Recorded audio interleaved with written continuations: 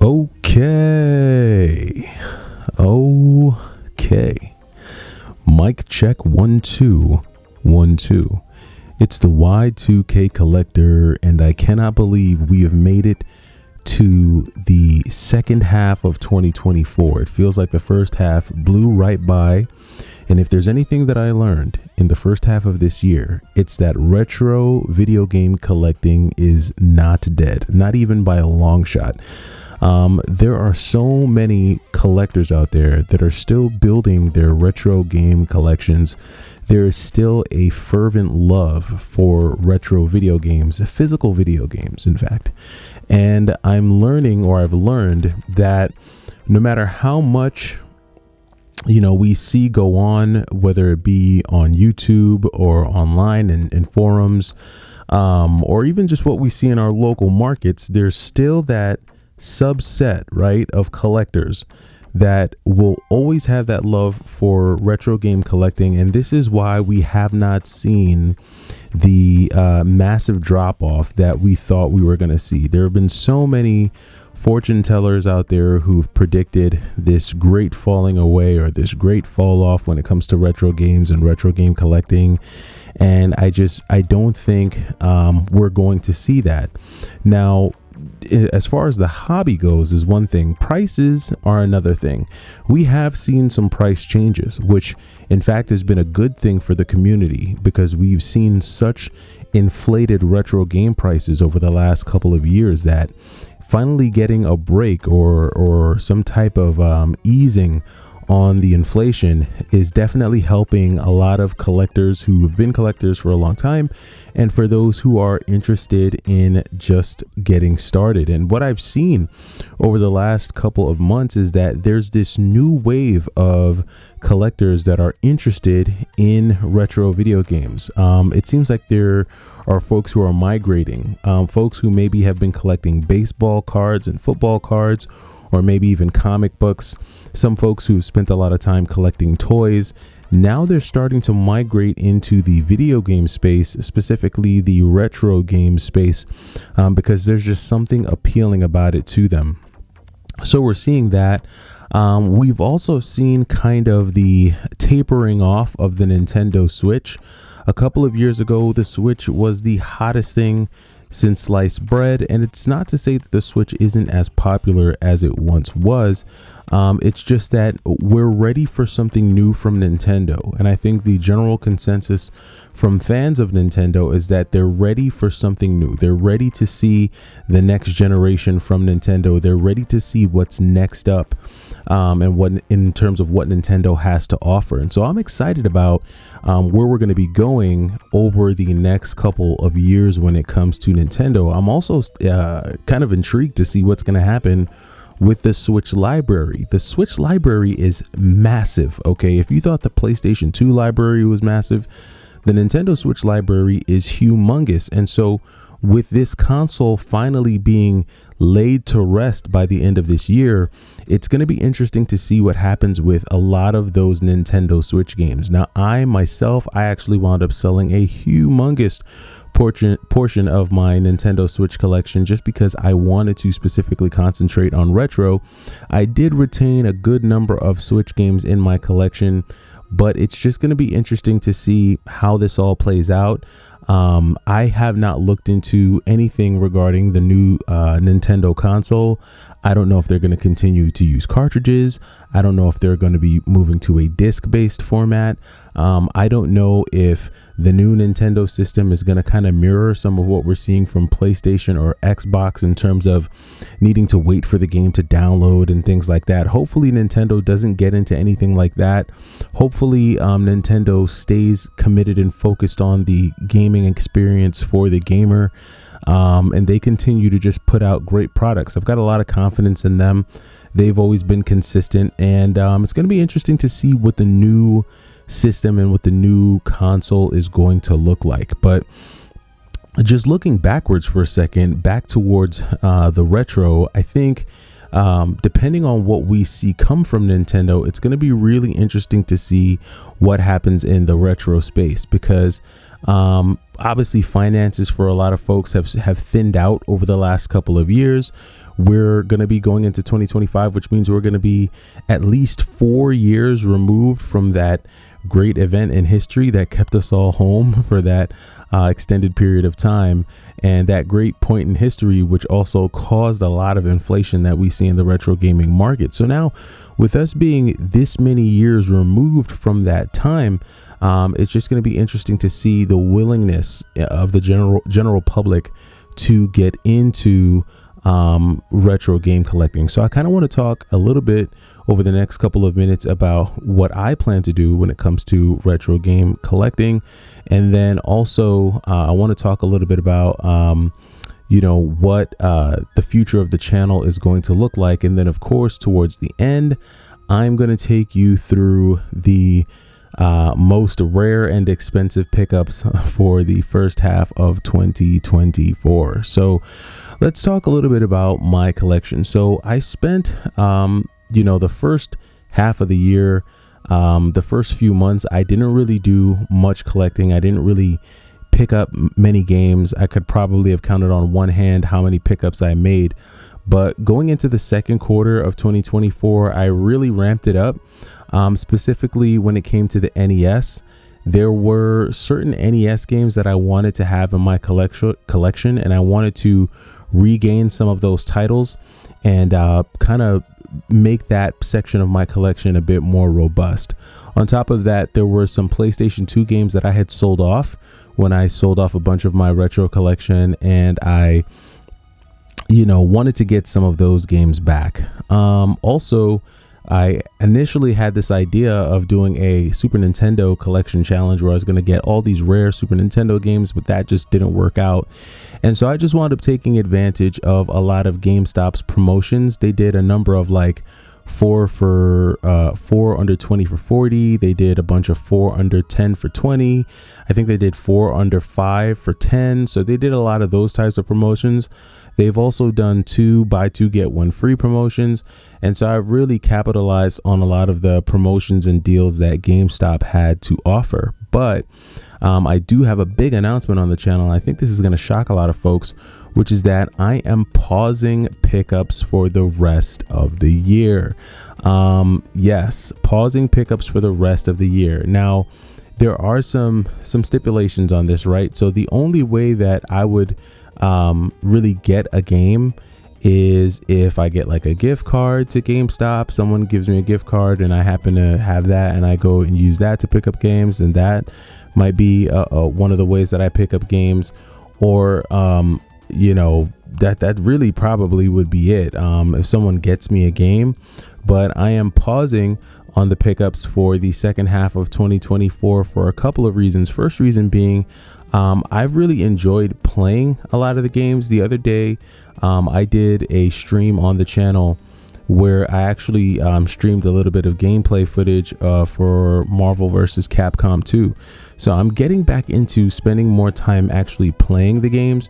Not that I wasn't playing them before, but it was a balance, right, between like work, life, and then obviously game hunting, and then picking up games. So that's reason number one. Reason number two is that I've kind of hit max capacity space-wise again. So a big part of the reason why I sold off a big chunk of my collection was just because I was kind of maxing out on space. Like I was running out of space for some of the games, and I'm kind of getting back to that point, especially with the amount of NES pickups that I've gotten. So I don't really like when the game room starts to feel cluttered. I don't like when things start to kind of just fall all over each other. So I want to create order and I want to create structure to the game room. And a part of me being able to do that means I need to not only pause, but also sell. So what you'll probably see me doing in the second half of the year is actually selling some games and just really kind of downsizing the collection. Now, which leads me to the only other way that you might see me make a pickup in the second half of the year is if I'm not able to sell some of my games, and the only way I'm able to offload them is either by trading them or getting some type of store credit. So I'm not going to shortchange myself just for the sake of not picking up a game. What do I mean? I mean that if I go to GameStop and I have, or any game store for that matter, and I'm trying to sell them 50 games and the cash value is $20 versus the store credit of, I don't know, $70, it's going to make more sense for me to just use the $70 and pick up like a $70 game as opposed to just taking, you know, pennies on the dollar. So it all depends on what the scenario looks like, and I'll take you along for the ride whenever I do anything like that. But by and large, the pickups are really going to stop.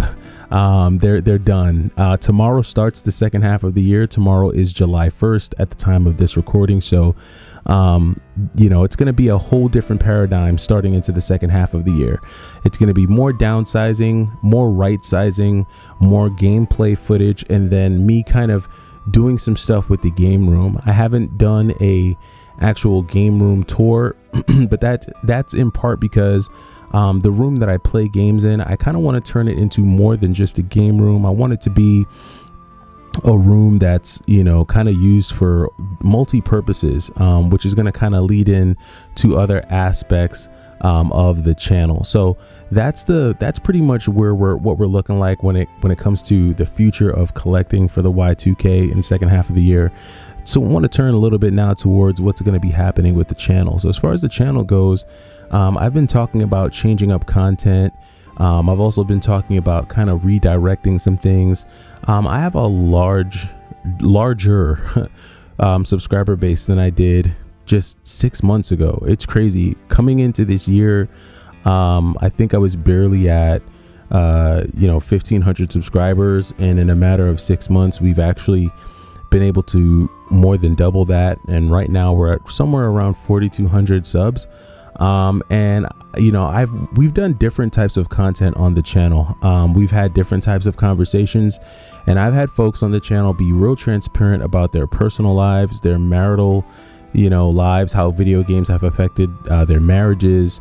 I've had, you know, folks talk about, you know, their social lives and how video games impact that. And so there's just some different topics and different things that I want to talk about on the channel that I think you know, this audience and this subscriber base is prime for. You know, we've got a lot of just really great folks on the channel who have been here for a good amount of time, who have just been, you know, awesome and willing to share their perspectives and just share their knowledge and share their point of view. So that has been great. And, you know, I'm looking forward to kind of diving into that a bit more and just trying out different types of content. I know that certain videos that I put out over the next 6 months are probably going to get really low views, but that's okay. You know, I'm willing to do that and deal with that to see, you know, what else is out there. I know there's the whole YouTube algorithm, and I know how, you know, changing up content and things like that can impact that. But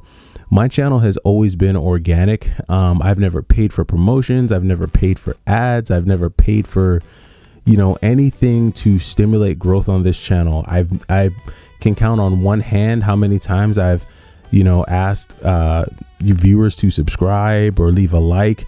One thing I've always asked for is for you to leave a comment down below. So I've tried my best to make sure that this channel stays as organic as possible, just because I want to make sure that everyone that's here is here because they want to be here. I want you to be here because this is a channel or a place on the internet that you like to go to just hear something different. And so that's a big part of the reason why I've never really asked for subscribers and things like that.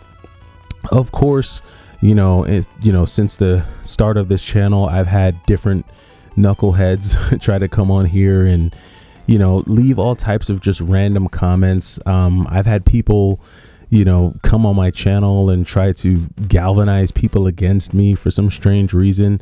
I've even seen people come on my channel, leave a negative comment, wait to see if someone else chimes in, and then if no one chimes in, I've seen them go back and edit their comment to leave a positive comment, which I just don't get that. Like, it's just, yeah, the internet is weird. And just, you know, I don't know, people are weird.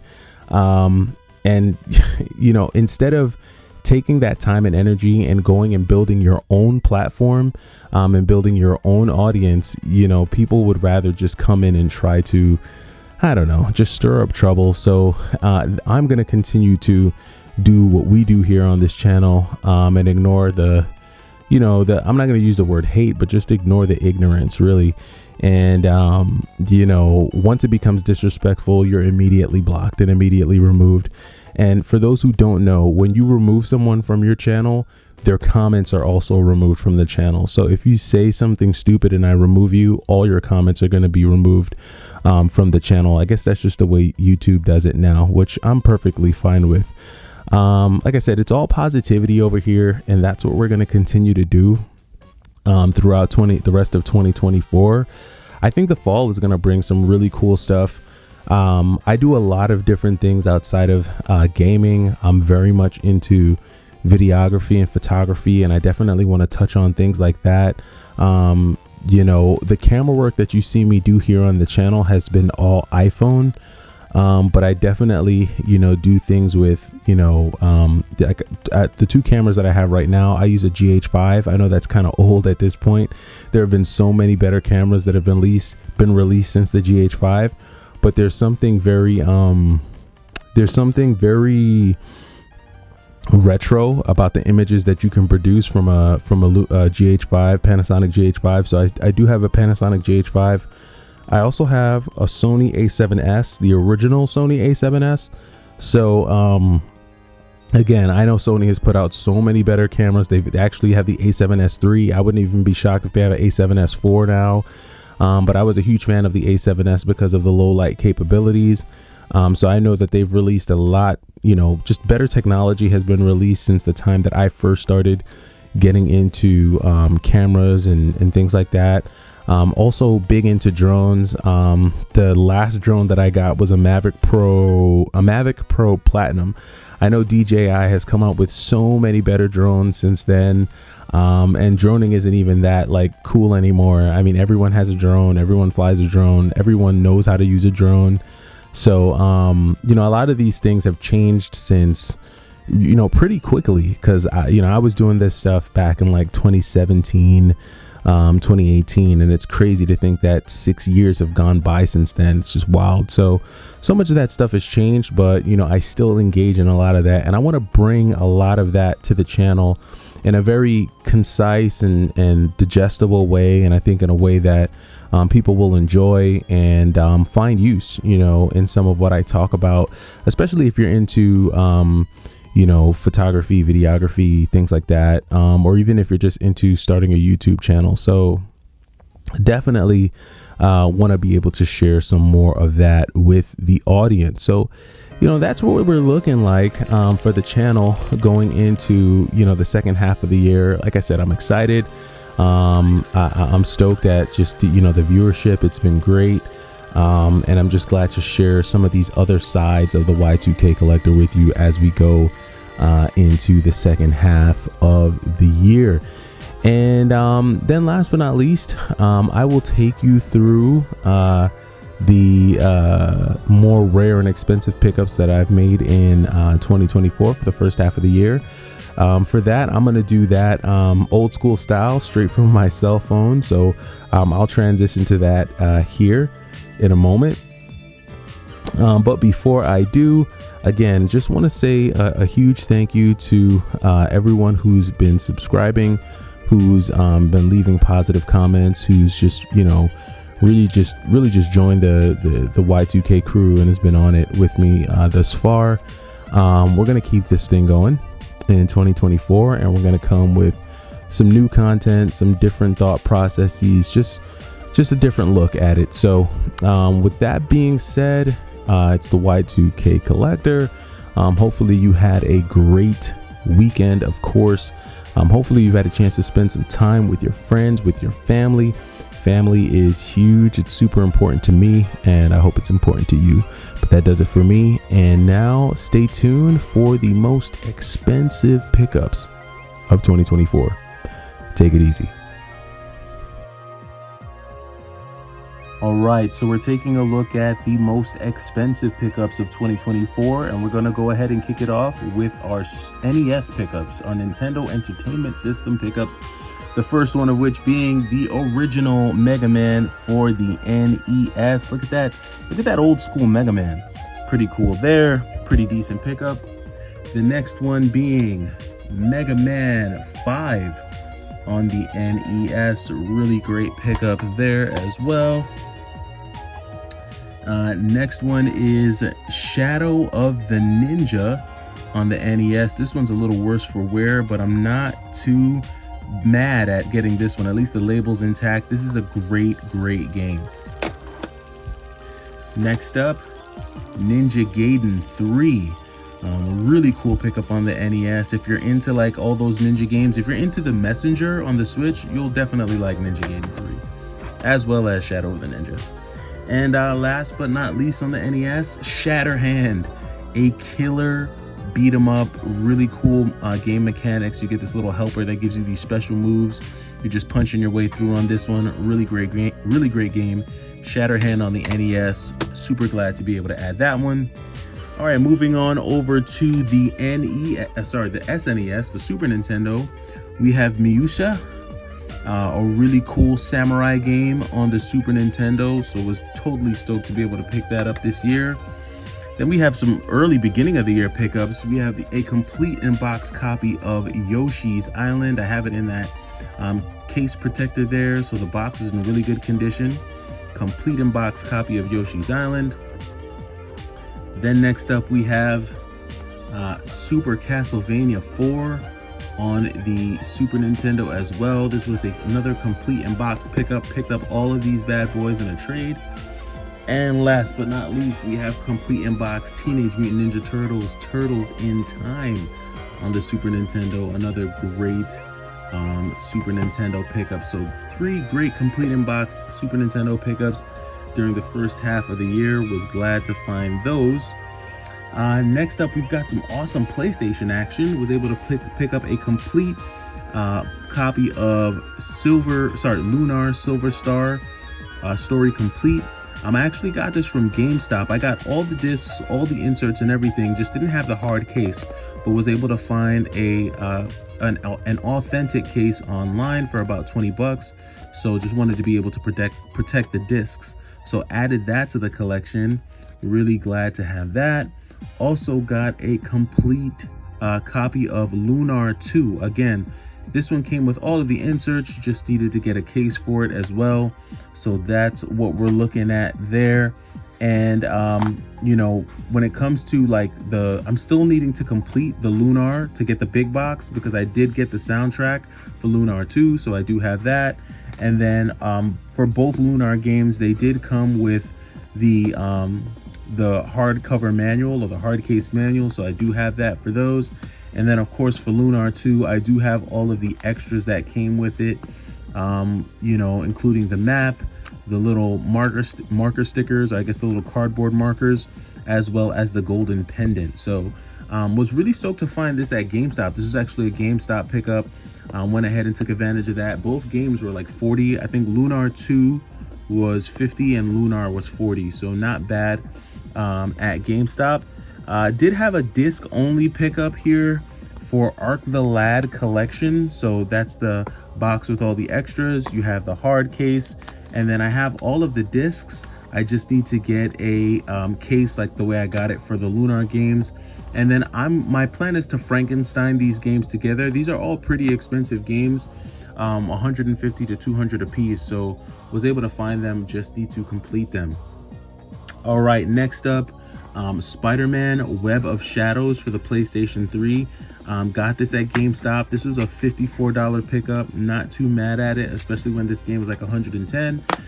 The cover art isn't in the best condition. Hopefully I'll be able to get a better cover art for this one. So to complete that, next up we have a complete in-box copy of Kirby Air Ride. This is the player's choice copy, but still a decent copy nonetheless. Came complete in box with all the manuals and everything. So was glad to be able to add this one to the collection. And then last but not least, the big daddy of them all, the most expensive and rare game that I picked up thus far in 2024, and that would be Last Resort, complete in box on the Neo Geo AES. Has that manual in there.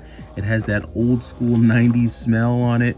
And then there goes the cartridge. So was really stoked to be able to pick this up. Got this on a trade This was one of my first pickups in the year when I actually traded away a lot of my Switch stuff. So was glad to be able to pick that up. Got that along with some cash. And so that does it for me for the beginning of the year pickups. Got some really decent stuff here. Added some things to the collection that I really wanted to have. And I'm thoroughly satisfied with what I have so far. It's going to be a great second half of beating all of these games.